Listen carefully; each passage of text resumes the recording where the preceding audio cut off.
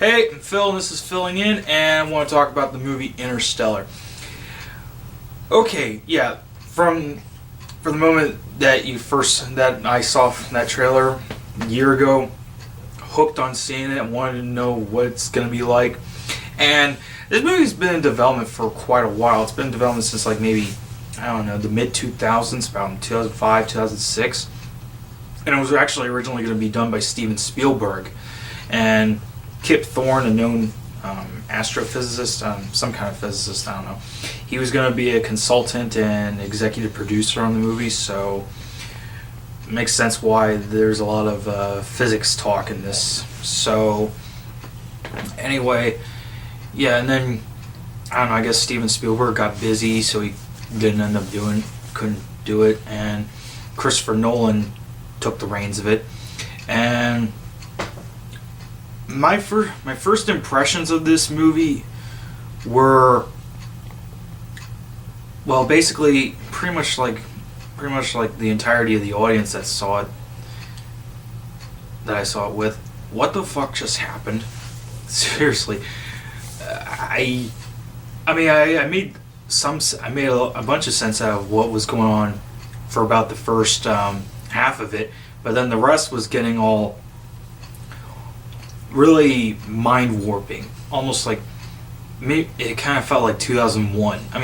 This movie is a lot like 2001 in the sense of deep space exploration, trying to figure out some kind of ancient secrets or whatever, I don't know, something regarding humanity.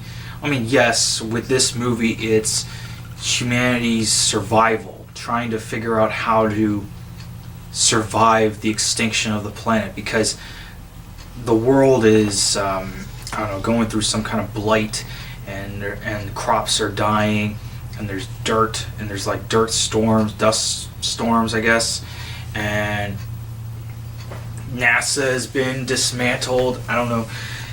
The other thing is, here's the other thing. While this movie does talk about the state of the world, it only seems to focus on one part of it, America.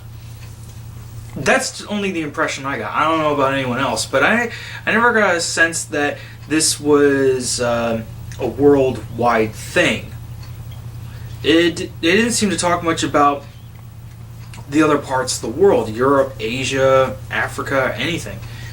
It just seemed to be centrally focused on America. And, well, I can also understand that in the sense that, well, this story is about one man, an everyman, who is given a task, who's bestowed upon a task to venture out into unknown space through a wormhole and to try to find suitable worlds to colonize. Yeah, that's basically the gist of it. But it also does focus on the stuff going on Earth, at least regarding the main character's family, Cooper. Also, is Cooper's first name ever mentioned? He's just been called Cooper throughout the entire... Matthew McConaughey has just been called Cooper throughout the entire movie. Almost everyone else has a first and last name, but I never got Matthew McConaughey's character's first name. So, yeah, I might have to see this movie a second time or something. I don't know. This movie will leave you with your head hurting, but in a sort of good way. Not like in a way that The Room would, where it was so bad, it was so terrible that it left you with a headache and feeling lifeless until you watch a good movie like, say, Reservoir Dogs. But no, with Interstellar, it's like it's the same thing with Inception. When you first see Inception, there's so much talk about so much sciencey stuff, and you sort of get it, but at the same time you really don't. And it's only through the narrative being sort of fast-paced yet taking its time that it kind of makes sense to you, if that makes any sense. I don't know if I'm kind of rambling on at this point, but anyway, but yeah, Matthew McConaughey's character, Matthew McConaughey does a fantastic job. He's really been changing himself a lot throughout these past couple years, going away from the romantic comedies and getting to the serious stuff. I didn't watch True Detective, and that's a shame. I really want to. I should probably get the DVD or Blu-ray. I don't know. But, and I saw most of Dallas Buyers Club for probably saw about maybe 60-70% of it, and he's really good in that too. I haven't seen Mud or anything, but I understand that he's doing a very big change. Interstellar is definitely one of those, a huge mark on that.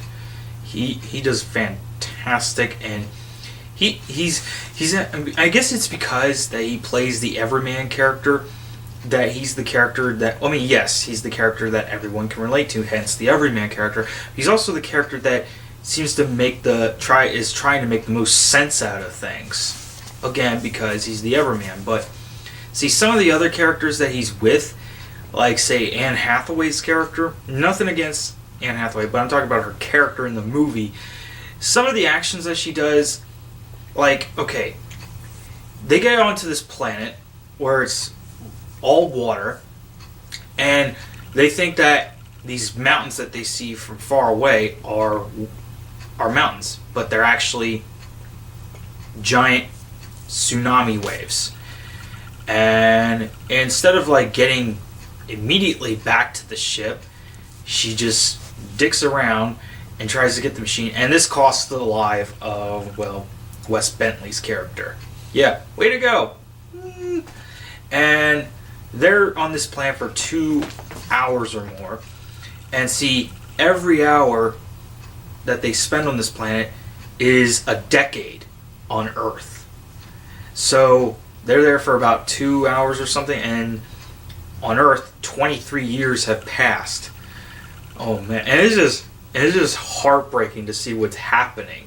Like, Cooper's children age, and they pretty much grow bitter and resentful, not just because of the fact that he left them for this mission, but because of the state of the world. It's the state of the world that it's in, and what's going on in their own personal lives. And speaking of what's going on in our lives, like, okay, early on in the movie, when Cooper goes to have a parent-teacher conference with the principal and one of the teachers, yeah, oh man, it was just, the teacher goes about saying that, oh, we've updated our history books, saying that the lunar landing was faked so that the U.S. could be ahead of the Soviet Union and blah blah blah. I mean, really? You're going with that? I mean, it's just, wow. I mean, I know it's fiction, and it's only talking about the state of the world it's in, but really, you're saying this to a guy who was a pilot and who wanted to go out into space, and he's a hard-working guy.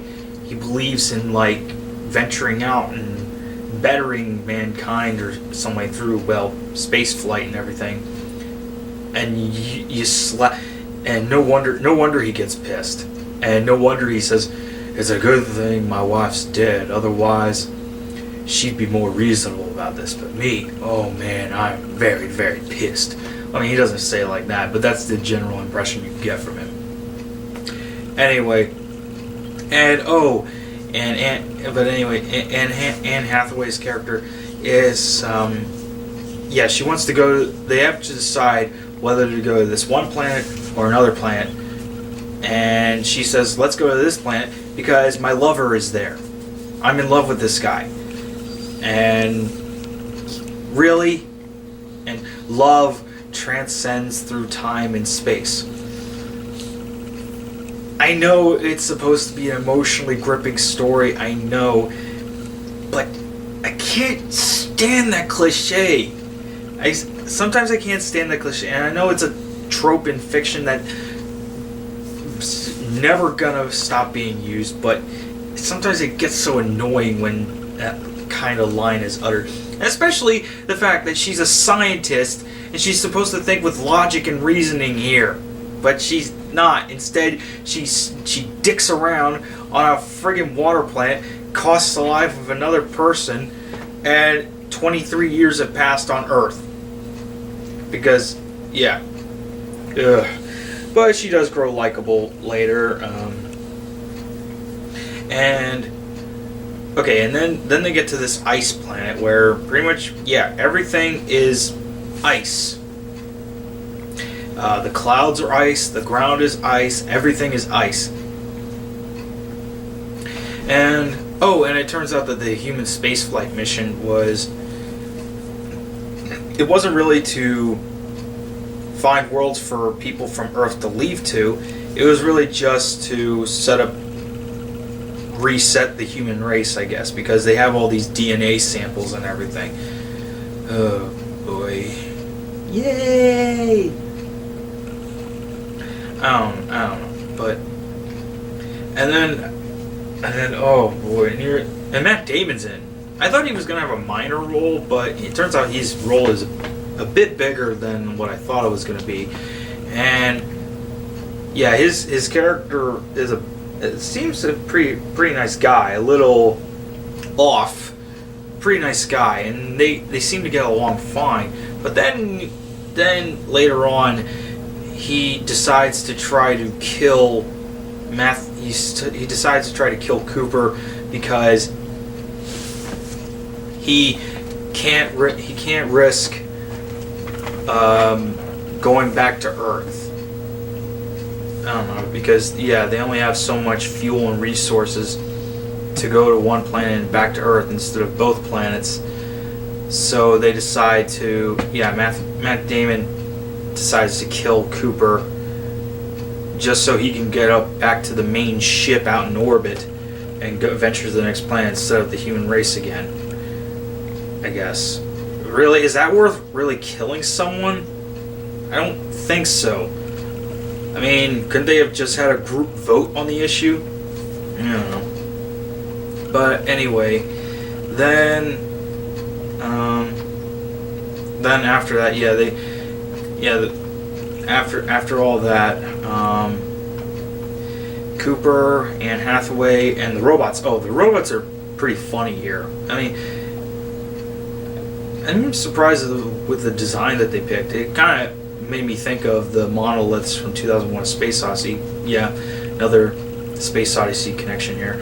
And they venture into the wormhole, and I guess they had to let go of some of the ships or cruisers on the main ship just so that the wormhole can get through okay. But then there's this weird surreal moment that makes me think of 2001: A Space Odyssey, the end of it. And I don't know, it makes me wonder, why is Matthew McConaughey in this place and time? I mean, in this wormhole, but then it tries to get into like, oh, it's actually the future, and it's another dimension, the fifth dimension or fourth dimension, I don't know, something. And but why this exact moment in time? It didn't exactly make sense to me. If you've seen this movie, please tell me why this exact moment in time. Did the wormhole, or the beings who created the wormhole, did they read Matthew McConaughey's mind and say, yeah, we'll put you in this place in time so you can be this ghost that tells your daughter coordinates or ways to save the planet? And yeah, I don't know, Matthew McConaughey somehow was able to move books off a shelf because he's in another plane of existence. He's not dead or anything, but and somehow he's on a colony near Saturn, and Anne Hathaway is on the other planet that they tried to get, that she was going to, and then Matthew McConaughey meets his daughter. They have a heart-to-heart, and I guess things patch up because, oh yeah, she's dying. How convenient. They patch things up, and then Matthew McConaughey decides to venture out back into the wormhole to find Anne Hathaway. Yeah, this movie is a weird sit, but it is really good. It is probably one of the most mind-altering stories that I've ever seen Christopher Nolan do. And that's saying a lot since he's doing Inception. Was he trying to out Inception? Probably. But It is a good movie.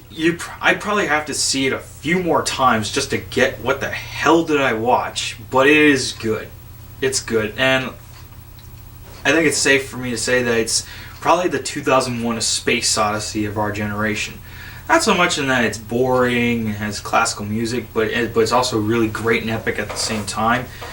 But it's just, I don't know. I guess it's just one of those stories where it's about human advancement, but at the same time we're kind of getting destroyed, we're near extinct, and how are we going to save ourselves? Something like that. I don't know. This movie is really confusing, but also really, really good. And you'd probably have to see it a few more times. I know I'd probably have to see it a few more times. I've only seen it once, and I don't know if what I'm saying is right or not. Okay, don't take my word for it, but do go see this movie, though. Take that into account. Do go see this movie. This movie is good, but also very confusing. You'll be left with a small headache, but only because it's like so whoa. Yeah. Anyway, that's filling in, and I'm Phil. So talk to you later.